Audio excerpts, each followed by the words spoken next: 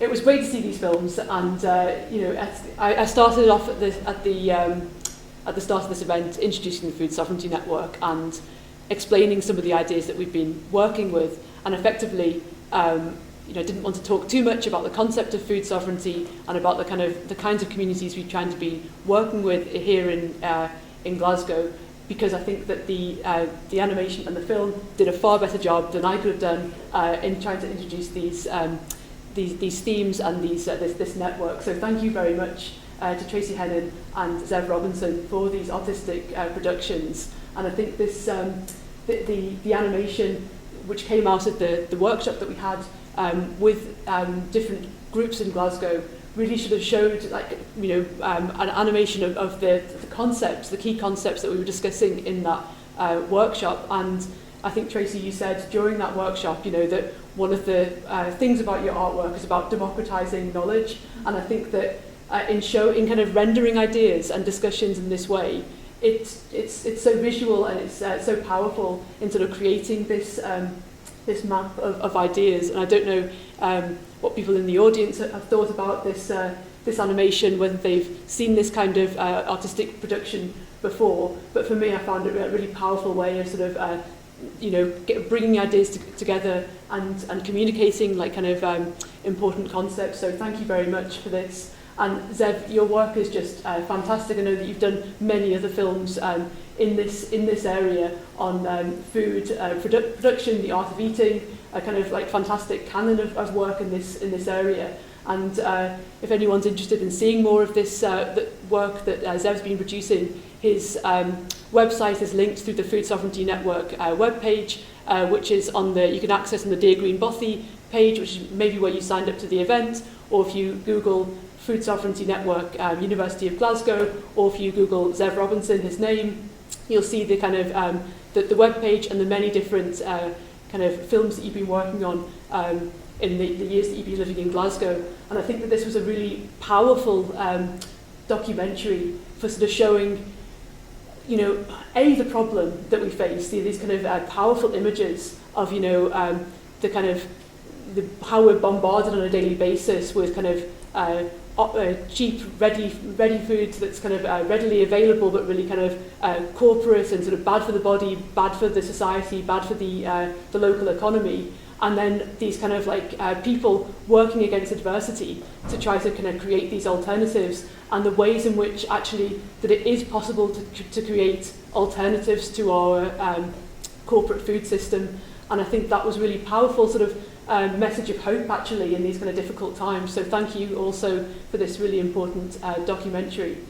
And the other person on our panel is Andrew, and you were part of the growing Glasgow Greens, yeah. And so Kieran was in the documentary, and you're another representative of that growing initiative that we saw in the documentary there.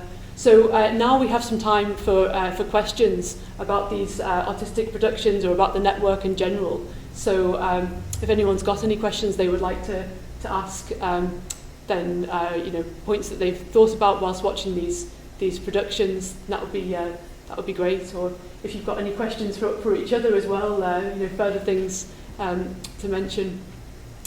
So yes, thank you, Donald. Yeah, hi. So it will eventually be a question of Glasgow Greens, but it will really take a while to get there. But yeah, I'm Donald Buglass. I'm doing a PhD in the law school and been involved with the Food Sovereignty Research Network. And I look at how agricultural policies can deliver on the right to food, but kind of taking a food sovereignty perspective. Okay, so thinking about what type of production and who's producing, and the delivery and increasing accessibility to sort of good, nutritious food. And I think the thing that stands out to me about the animation, even just visually from that image that's on there, is this idea of just interconnectedness, and these things are just inherently joined up. You can't really think about one of them without thinking about the other thing. And it makes me think about this this ambition that the Scottish Government frustratingly have sort of been talking about for years and years about taking a joined up approach to like the food system and linking health, agriculture, education, and it's sort of emerged on the legislative agenda just for it to drop off in consultations, you know, seemingly endlessly just sort of appeared and then nothing's really done. And Zev, I think you sort of explored these themes as well throughout the interviews, you know, really, really well, the different themes that are explored. But it kind of brings us to then now, obviously, with COP in the next 2 weeks, but there's also then a consultation open at the moment about local food strategies and vertical farming. And now, maybe just through my lens of agricultural policies, okay, I want to just maybe ask you, Andrew, just about like, how do you perceive yourself? Do you consider yourselves farmers? And agricultural policies, the old system and the system that will have until 2024 is based on the ownership of land. Okay, so you're entitled to a subsidy based on the hectares if you want, anything over 3 hectares. I don't see how your model, which I think is amazing and you know really pushing the boundary, fits within that production model that we have, which you know incentivises a very particular large scale type of production, which is harmful to the environment, monoculture, etc. But like you know, you're obviously like actively growing food, but whether you see yourselves as fitting under an active farmer and you're not necessarily reliant on land in the same way as other agricultural practices, but how do you see yourself fitting in, and what are your thoughts about this consultation of vertical farming? Like, should that be integrated into sort of agricultural support system? Sorry for the rambling. No, I think you raised a lot of good points there. I'll probably start with, do I consider myself a farmer? Us at Glasgow Greens, we got into Glasgow Greens because we're engineers. You know, I went on YouTube one day and looking up hydroponics, and your mind gets blown that there's people growing food indoors with no sunlight getting in. And you know, for me, having not seen this at all before, it really gets your brain cogs going, like, what's going on there and how's that working? So it's, yeah, I guess I don't quite consider myself a farmer, but as you mentioned, the system that we're building at a vertical farm, how does that fit into sort of an overall picture where it's dominated by big corporations, you know, pumping out food into the system? How does a small little system such as ours fit into that? And I think Zev's film as well, a lot of the interviewees in that also speak about it. Max in particular, like how does these small farms compete when you know you're gonna have to pay people to be growing this? The costs just don't add up, especially when you know food maybe coming from Egypt is so heavily subsidised. So I think, yeah, a lot of it is about changing public perception on what the value of food is, where it's coming from, how it's grown and how it impacts, you know, the ecosystem. Again, I'm going to point to Zev's film. Max pointed out the power of getting people in and seeing these farms, and just seeing the food and how it's grown. That connection to the food gets you thinking about why it's relevant on a wider level. And part of what we're doing as a vertical farm, I think it's the same. You know, on the one side, we want to grow food. As an engineer, I'm interested in how to grow food efficiently using hydroponic systems and LEDs. But on the other side, there's sort of the social aspect. Eventually, we want to get people into the farm and seeing how's this is another solution for growing food. It's a part of a wider solution, I think. So yeah, and in terms of the COP26, I think vertical farming should be a part of it, but I'm hesitant to think that it will be discussed at all, sadly. But yeah.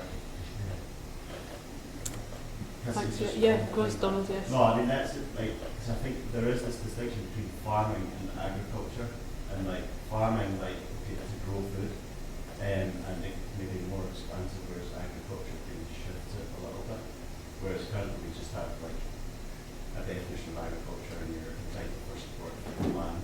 Whereas if we change that to okay, well let's support farmers who are actually growing food rather than just like say commodity crops or whatever, you know, it was at that. I think that's what you guys are doing. I think we fully entitled to some sort of support or subsidies. But, yeah, thanks. Thank you. Thank you very much.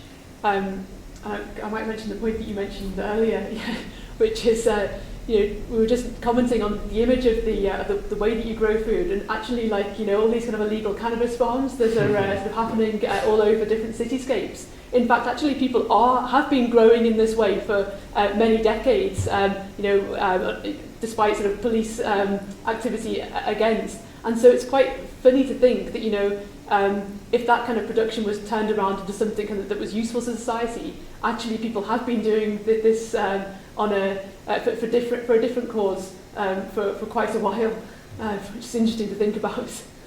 Yeah, it's funny you mention that, because 95% of the time I tell people that I grow food, underground using LEDs. They ask, "Are you growing cannabis?" Not quite. But obviously with cannabis, the price you can sell it at is so high that they can spend so much money on the energy costs and the lighting costs. That was all fine. That was, incorporated into those costs. But only in the past 20, even 10 years has LED technology really, been pushed forward in a way that actually allows vertical farms to become profitable. I was wondering that, because it looks like when with these images that Zev showed us, it looks very energy intensive, and then, as you say, like it takes kind of something to being an expensive commodity in order to kind of like make a gain on that kind of investment. So I guess it's kind of finding ways to keep its energy costs low, and otherwise the food costs will go up. Or I guess maybe it looked a bit like you were compensating that with other business models around. Like that's not the only thing you were growing. Is that right? Yeah. One of the big criticisms of vertical farming is how energy intensive it is. So a lot of farms will back up their energy supply with renewable supplies, solar, or in some places, hydrothermal. So yeah, it's a big sort of debate about, is it worth using all this energy to grow food indoors, but then after the life cycle analysis of some of the foods, say you're growing lettuce in an indoor farm with an energy intensive process, or you're shipping it over from Spain or Northern Africa, the energy differences kind of start leveling out at that point. Yeah. It does, depend a lot on the kind of the crop you're growing. For us, we grow right now kind of specifically microgreens, which, as you pointed out, is kind of a niche product that does sort of sell for a higher price, and that is a lot of the reason we went for it, just because it'll make the business work.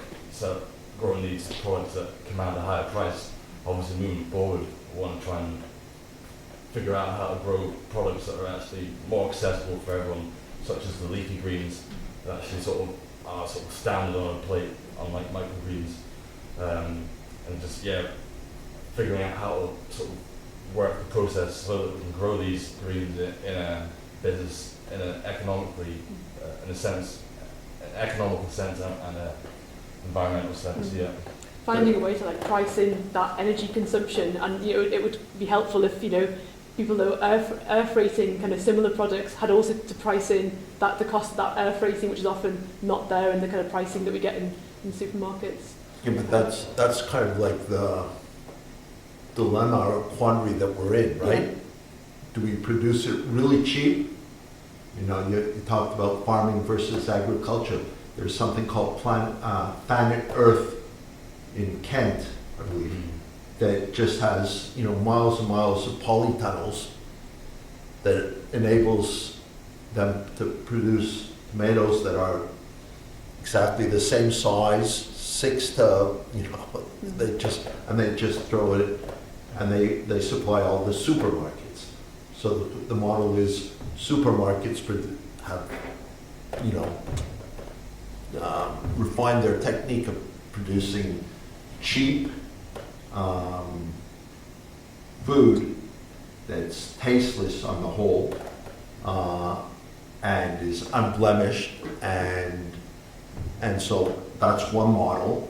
And then how do we compete with, or how do certain people like vertical farmers like Max Community Gardens, you know, because you have a city, and by definition, a city is an unsustainable entity because you cannot feed, you don't have the land to feed all the people in a city. You know, Max has an eighth of an acre, and an eighth of an acre is, I believe, what the very, very minimum with high technology that you need to feed, I think, one person. But even if you just say, well, just for the veg, say, you know, there's, I don't know how many people live beside him in the tenements, but you know, you need. I think that's something that came across really well in your documentary, where you sort of, you know, have these shots that show this, how densely populated Glasgow is, and then the kind of sporadic points of the land, and sort of showing that kind of there's land available that could be used and it's underused, and it kind of there's this political problem in the background. I think comes across really well in your documentary. And I think actually something I wanted you to maybe talk more about in the time we have now is how you make these kind of aesthetic choices as you're making your documentary. So you know, Tommaso Ranfani, our curator, you know, we worked in the past on the Poverty Research Network and an exhibition on poverty and challenging stigmatizing representations of poverty. And you know, I think your documentary is brilliantly done in that, you know, it doesn't sort of, you know, it's kind of defying like kind of a lot of the stereotyping and so on. So I was wondering how you kind of do your work and looking at kind of food poverty in the city and the solutions without kind of like aestheticizing the problem. You know, what kind of what kind of approach do you have to artistically to kind of approach a topic like this as an artist? It's a lot of work.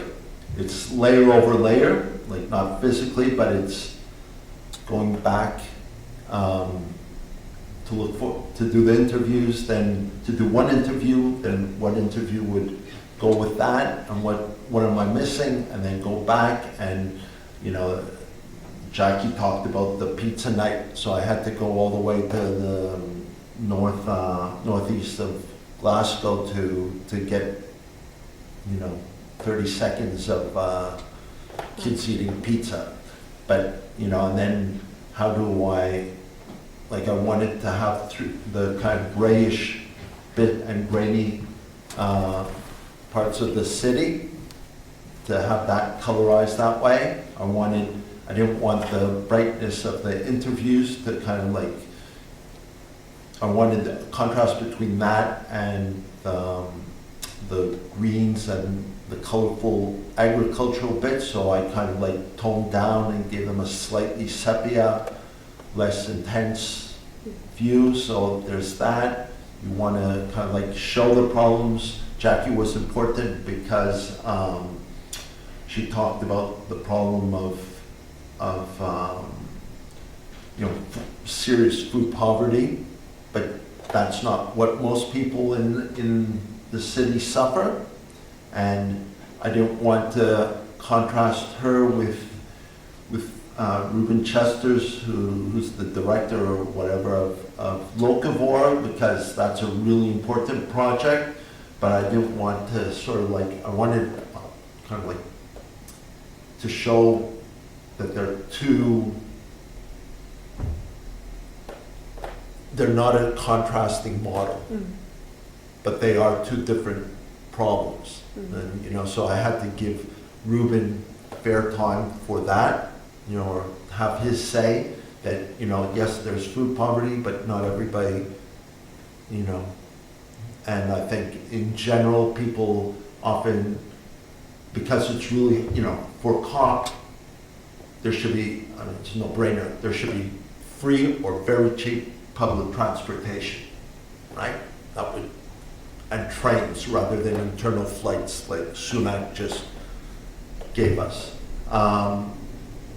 But that's a very, that's a concrete problem, that's a concrete step about maybe 5, 6 basic things, and that's how do we achieve that? And we can't, so we just kind of say we have to protest climate change.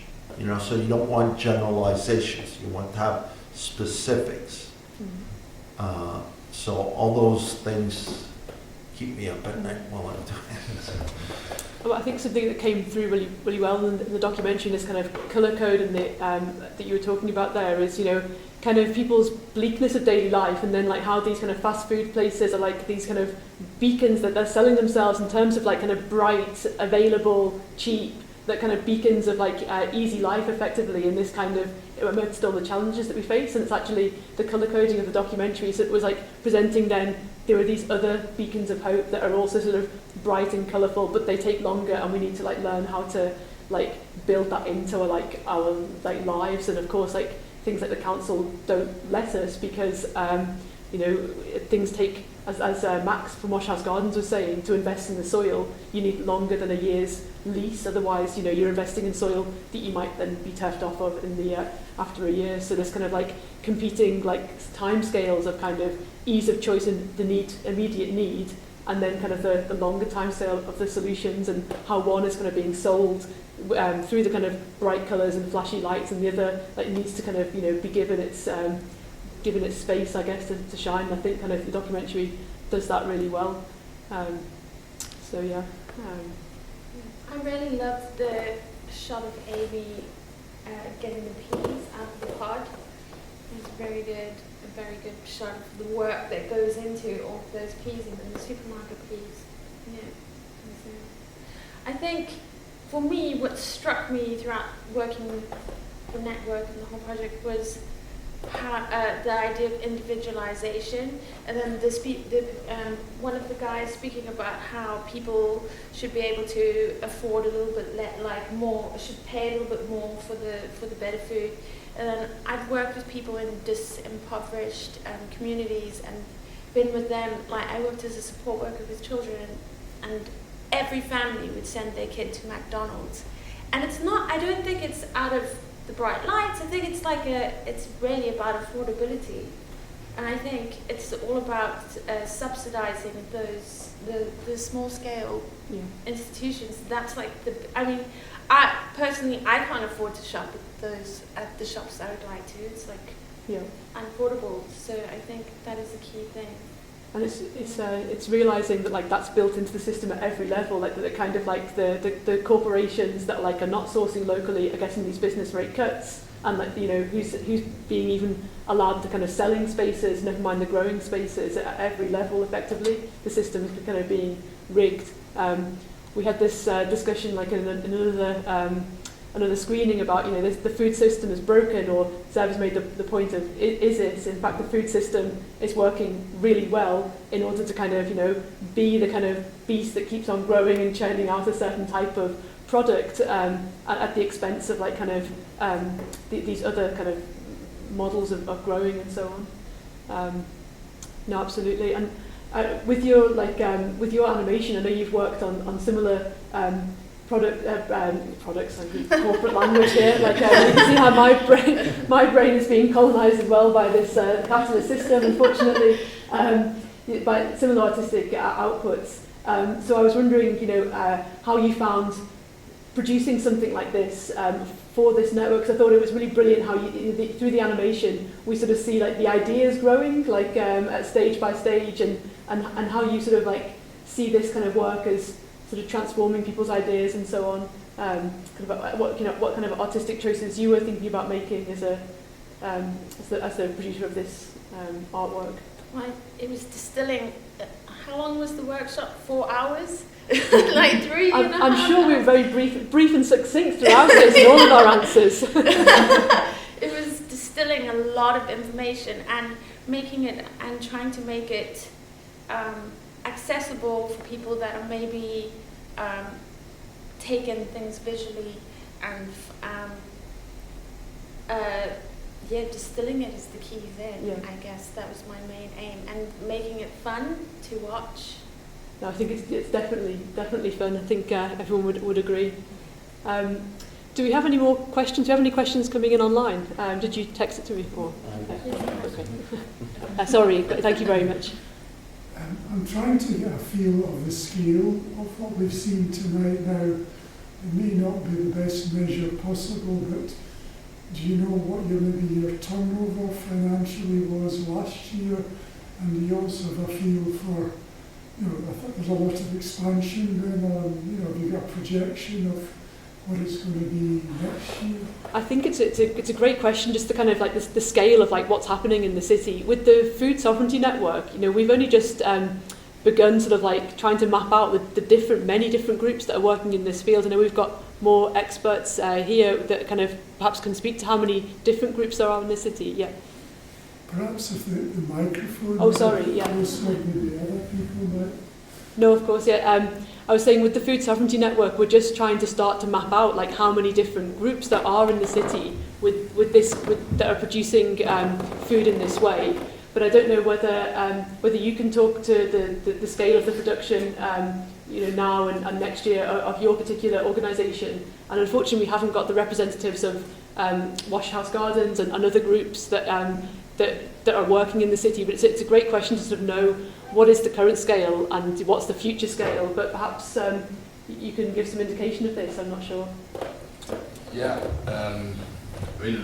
for Glasgow Greens, the sort of capacity that we're still working at is kind of at a similar level to what was described by my partner Kieran in the film. For us, we are still a very small company, still developing our sort of business model and figuring out how we're going to sort of fit into sort of the city and the food system. But for sort of generally vertical farming in the UK, there is quite a lot of growth in general. Particularly down south in England, London especially, there is a lot of vertical farms, some of which are growing at a very rapid pace. A lot of them are sort of geared towards the more sort of supermarket orientated approach. I guess being London, that's how things work. But as a model for sort of growing food within the city, they do sort of paint a good picture, especially other farms across England. There's some in Liverpool, Bristol is a hotspot as well. In terms of units, they'll be producing thousands of tons a year. I guess maybe even tens of thousands of tons of food within the city a year, all of which gets directly distributed to within the city. In Scotland, there is plans for more vertical farms to be made. There's a sort of UK-wide company that plans to produce quite a large sort of glass house-based hydroponic system somewhere between Glasgow and Edinburgh. That'll be producing a lot of food. I couldn't put a number on it, but a big glass house indeed. Maybe sort of based on sort of how they grow food in the Netherlands, very glass house based. And actually Scotland has a company called IGS, and they've been sort of quite heavily funded by the Scottish government, and they produce a lot of hydroponic technology. I think they're considered a world leader in sort of vertical farming technology. So they're exporting that to a lot of companies all over the world actually right now. And I think there's some other companies in Scotland that are starting to take up the mantle and take up sort of their technology and building bigger farms. So I think especially in the next 5-10 years there's going to be a lot of growth in the sector. Yes, please. Sorry, just also to add, I think it's important to think about the variation in terms of the ambitions of the different projects in the city. So a lot of them, just looking at the kind of mapping there, are actually around placemaking and the social and health benefits of community gardens rather than the volume of produce that comes out of them. And now in the gardens that are linked to health centres, for example, with green prescriptions being distributed. So they're not sort of homogenous projects, that there are multiple things actually going on. And I had a question, but just to link to what Donald was saying as well, I wondered if you got a sense of how the Community Empowerment Bill and the Need for Urban Growing Strategies has helped support the growing projects going forward, which would be one thing if that's starting to come through. And the other one, I guess, for Zev would be, because you've been making these bills over time and these projects have been in existence for quite a bit of time, new ones coming through, if you've had a sense of a shift or a change happening, or if we're still in the same kind of situation.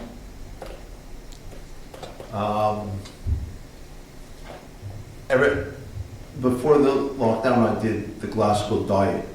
So that was looking at similar issues, but from a historical perspective. So Max, no, did I interview Max? You know, things change with the Glasgow food plan.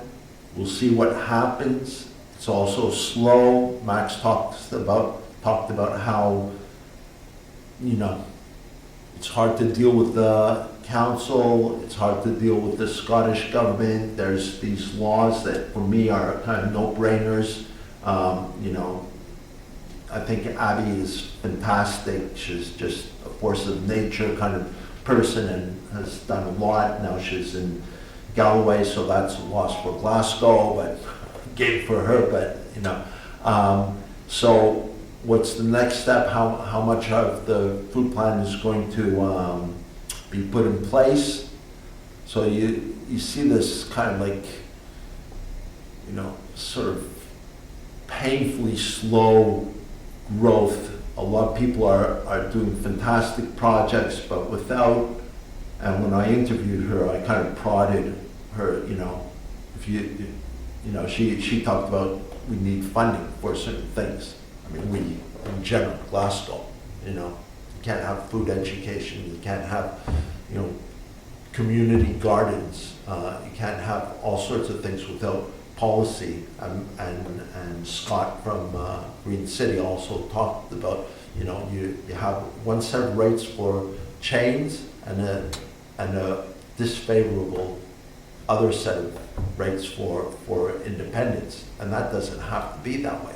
You know, it's not as if you necessarily have to lose money by doing it that way. You know, you could generate as many funds for small businesses that, you know, put back into the community. I don't know people at the council, I don't know how switched on they are, I don't know how many regulations, bureaucracy, other things,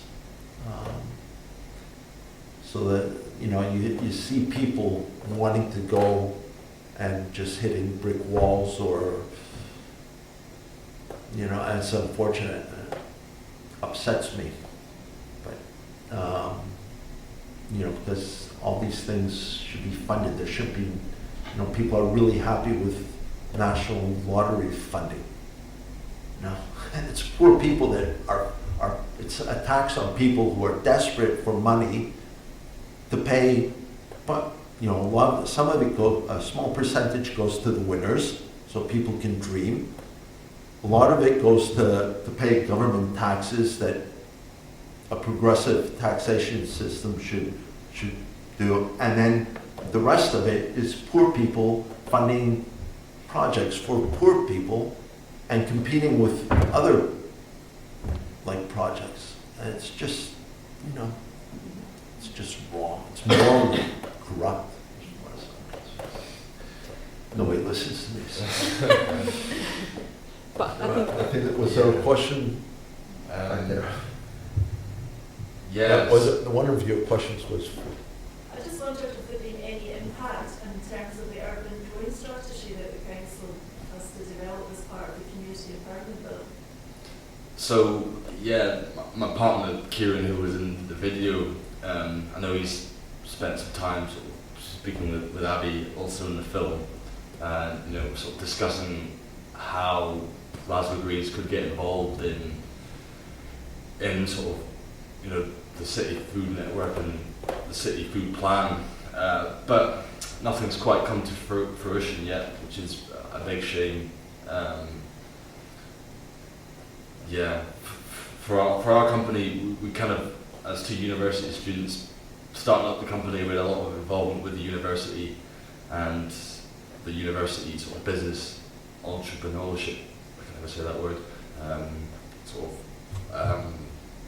commitment, and obviously building up with them. All you're really thinking about is, how does this business make money, and what's the growth, all this sort of, the corporate way of thinking, I'd really put it, which has really, I guess, kept us from thinking about the social aspects of it a lot. Although, in saying that, partially the way I sort of got into this was I worked with a company down in Liverpool called Farm Urban, and they're based in a basement as well, in an old whaling factory right in the middle of the town. But they actually are a really good example of the social sort of aspects that can be touched on with vertical farming. They do a lot of school workshops, so they go into a school and they have these little hydroponic boxes, and they'll get the kids to build up the box and get to figure out how is this box working and why does it allow food to grow in it. So they're thinking about sort of the technology, STEM, and then alongside that, it's kind of like Max was pointing out in the film, connected them to the food as well and getting them to think about that. And in general, they're also thinking about climate change and how that's going to be impacting ground availability and how that's going to impact crop production. They, like was shown in the film a lot, the kids, they absolutely loved it, and from me being in school, remembering how dull some workshops can be, and seeing how engaged all of these kids were, from a wide range of backgrounds, were private schools to state schools from lesser well-off areas, and everyone was really engaged in it, and for me, that was really good to see. So we've always, thought about how in the future we'd love to do that, or something along those lines, but that's still to come. Hopefully we can do it one day. Brilliant, thank you very much. And I think this is a really important point that you made, that it's not just sort of food growing, but community growing, and that also sort of takes time. And I think what we're hearing across all the different panellists is that it's really a time investment as well that's needed, as well as these kind of fighting the kind of walls of the council laws and so on. Donald, please. Yeah, just a sort of comment and then about community empowerment, and especially then enabling communities, like I particularly would like to sort of take control of land and purchase land, and I think it's defined by geographic communities, which for very good reasons, I think, for sense of attachment and to see potential land stuff. But I think there's also potentially missing a trick, because there are communities that aren't geographically attached but are very interested and would be interested in taking over their land or something, but they can't actually access it, they can't purchase it because they aren't attached to it in a geographical sense. Those organisations trying to encourage and for new entrants to farming and stuff, but that's not an option, and it's basically just the only option is just purchasing the land in the open market, which with all the problems that has with inflated prices and subsidies, etc. So there's something there, but like the definition of community, whether it is just like that, I think we could do a little bit more. Not at the sacrifice of those who are sort of geographically bound. I think one of the challenges with all of the derelict land in the city that communities have is the access to it, but in some cases, who owns that land? And then the challenges of just going in and perhaps using it health and safety, and not least the investment of growing, and then you have to leave it quite quickly, which is also a significant barrier.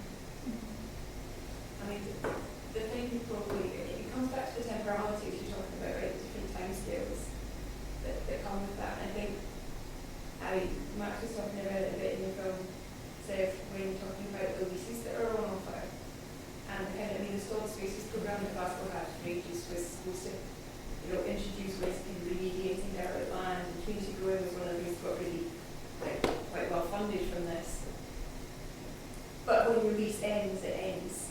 And again, we were really thinking about community, that again builds over time, and if you get chucked off the land, the way it goes.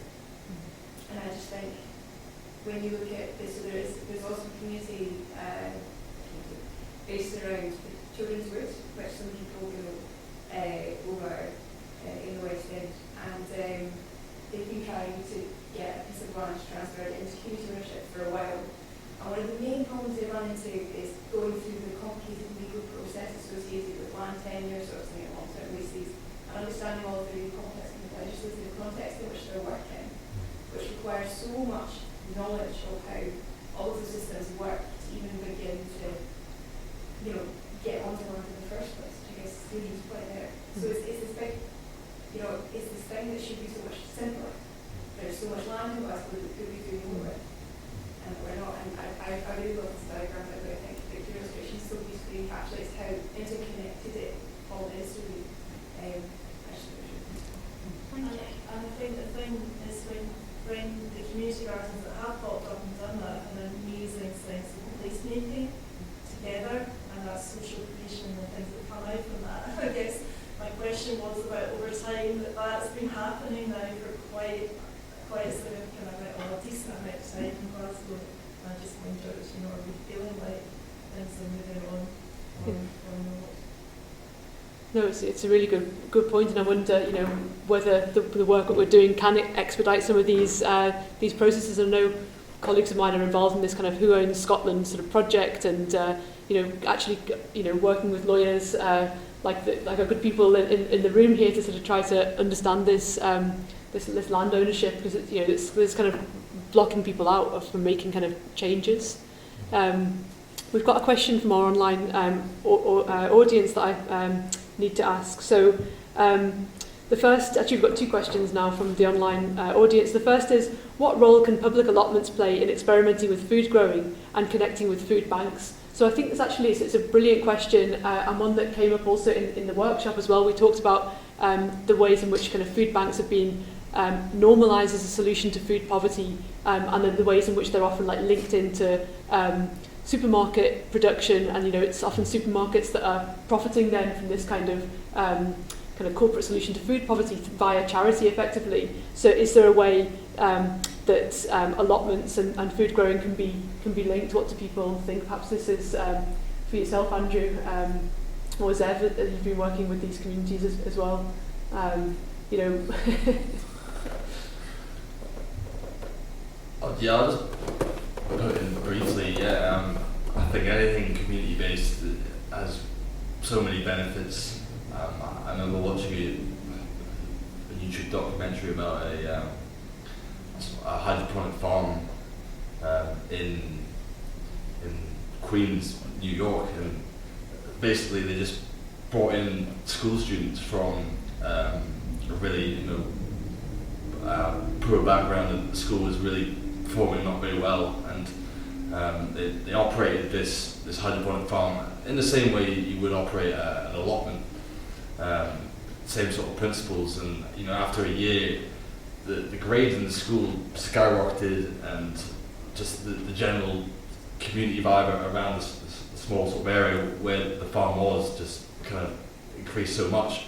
So I think in general, an allotment worked the same way, would have sort of the same results. I think anything community based it brings people together, and that connection with food as well it brings another level of life. Yeah, I think like you made the point before, it's growing communities, which and this kind of one of the sources of poverty is social alienation, individualization you mentioned before. So kind of anything that's bringing people together for these kind of growing, and it's also education around how to grow, how to cook, and so on. But of course, these initiatives are also massively underfunded, and then we see these kind of other solutions coming to the fore. So did you want to add anything? Or? No, just that everything's underfunded. So some community projects have a meal a week, there's no reason not to have them 3 days a week or 5 days a week. You know, and then there's others that have it once a month. There's no reason not to have it again. 3 days, let's, you know, just get a number. But everything's underfunded. Everything's like, you know, why shouldn't the council have an attitude, or Hollywood, or God forbid, Westminster, but why shouldn't, you know, they facilitate what is obviously good for the city, for the community, for Scotland, creates a healthier, more robust culture, you know, rather than being a barrier to a lot of things. Well, it's really interesting to hear the person from Local that you interviewed say that actually farmers markets are like not seen as for profit in England, but they are, and they're kind of taxed or, you know, with business rates in Scotland. So kind of there are simple things that could be addressed quite easily, it seems as well. Please, thank you. It just struck me there, and then it struck me that maybe it's already in place, that allotments at certain times of year will have a glut, and are there any contacts between allotments and food banks, or allotments and part of the sort of things that you're doing? Yeah, I think possibly there's an expert here that can answer that question. No, I was just going to say that allotments aren't the same as community gardens. Yeah. So allotments are individuals' plots that they have rights over that land, whereas community gardens is a community. So while individuals may have plots within those gardens, it's a community initiative where already probably surplus is available to those people who are volunteering, helping or around that garden. So they are quite different models. Yeah, absolutely. And I suppose there are other things popping up, like these community pantries, which are, you know, often linked to whether it's community gardens or whether it's also allotments, the sort of more private plots. You know, I'm not sure, but I guess that community pantry is sometimes addressing that gap. But I think you know, effectively what's needed here is like more systematic connection, and then coming back to this point of that's what's underfunded effectively, because who builds that infrastructure? Because effectively, you know, in a supermarket, there's a business model that's very extractive, where somebody can make a profit from it, and therefore there's a kind of rationale for building the infrastructure, whereas in these kind of like peer-to-peer solutions, it's very hard to, you know, find funding effectively. It seems to always be the problem. I think, Zev, you in one of your films spoke to Scotland Fair Share. So Fair Share is the supermarket surplus. So a number of the projects that use Fair Share, it's not a food bank model because it's based on a come, no questions asked, take what we need in terms of food. But of course, the challenge there is that supermarket surplus isn't being challenged. We shouldn't have all the surplus. A project then has to be responsible for being able to pick up, store, refrigerate, which is why I guess a lot of this food isn't actually fresh, and food banks want fresh food because they don't have the facilities to store it. But much of the Fair Share projects will be able to handle that kind of food, but it's not on a food bank model. Yeah.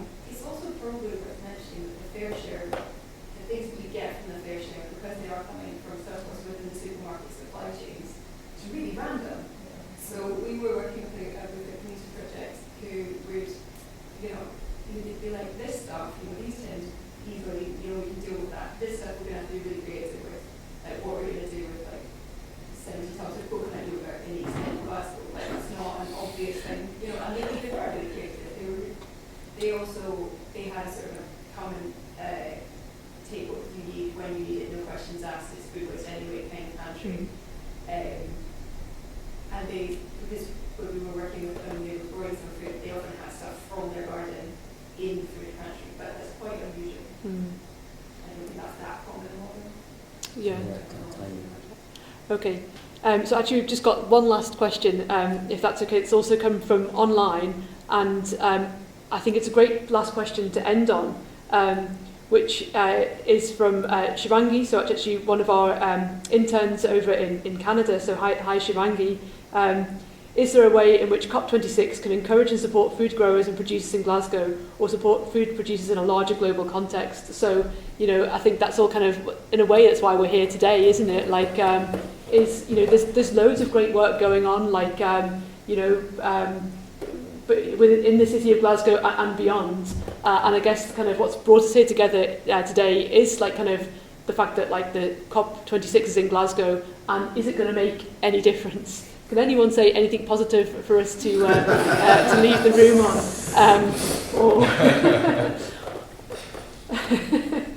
Zev, I know you're not going to say anything positive, so I'm not sure. I'm not saying anything negative. I'm just, trying to be realistic. You wonder. The day, 2 days after Sunak announced tax cuts